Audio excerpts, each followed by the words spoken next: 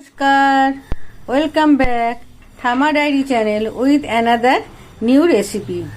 আপনাদের সঙ্গে শেয়ার করতে চলে এসেছি 2 মিনিটে একটা ব্রেকফাস্ট রেসিপি। এই বাটিটার মধ্যে 2টো ডিম ফেটিয়ে নিয়েছি, তার মধ্যে আমি দিচ্ছি পরিমাণ মতো নুন আর গোলমরিচ গুঁড়ো দিয়ে আমি এটাকে খুব ভালো করে আগে ফেটিয়ে নিচ্ছি। ফেটাতেই আপনাদের সঙ্গে একটা কথা বলছি যে আপনারা প্লিজ লাইক করে আমার চ্যানেলটিকে দেখা শুরু করুন। আর যদি কোথাও কিছু ভালো লেগে থাকে তাহলে প্লিজ লাইক, শেয়ার, সাবস্ক্রাইব করে আমার সাথে থাকুন। ডিমটা ফেটানো হয়ে গেছে। এবার আমি গ্যাসে একটা তাওয়া বসিয়ে দিয়েছি আর তাওয়ার মধ্যে আমি দিচ্ছি সাদা তেলে।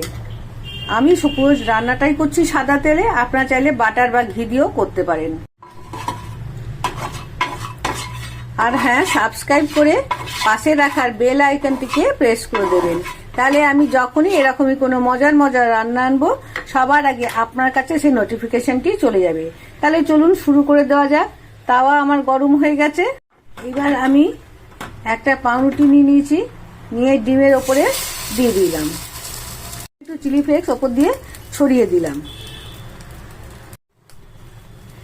আজকাল ব্যস্ততার যুগে সবারই হাতে সময় ভীষণ কম, সেটা সবাই এরকম চটজলদি একটা রেসিপি খোঁজেন। আমার এই প্রয়াসটি আপনাদের সবারই খুব কাজে বা উপকারে আসবে। যদি ভালো লাগে, আপনাদের কাজে লাগে, তাহলে প্লিজ আমাকে কমেন্ট করে জানাবেন। একটা পিঠ ভালো হয়ে গেছে, এইবার দেখুন আরেকটা পিঠ আমি সেঁকে নিচ্ছি। দুদিকটা ভালো করে সেঁকে নিই, তারপরে আসছি আপনাদের কাছে।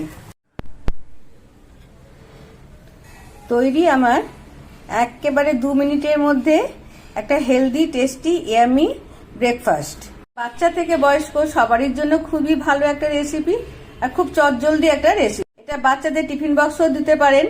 আর বড়রা যারা অফিস যান তারা এরকম একটা স্যান্ডউইচ পেয়ে গেলে তো খুবই খুশি হয়।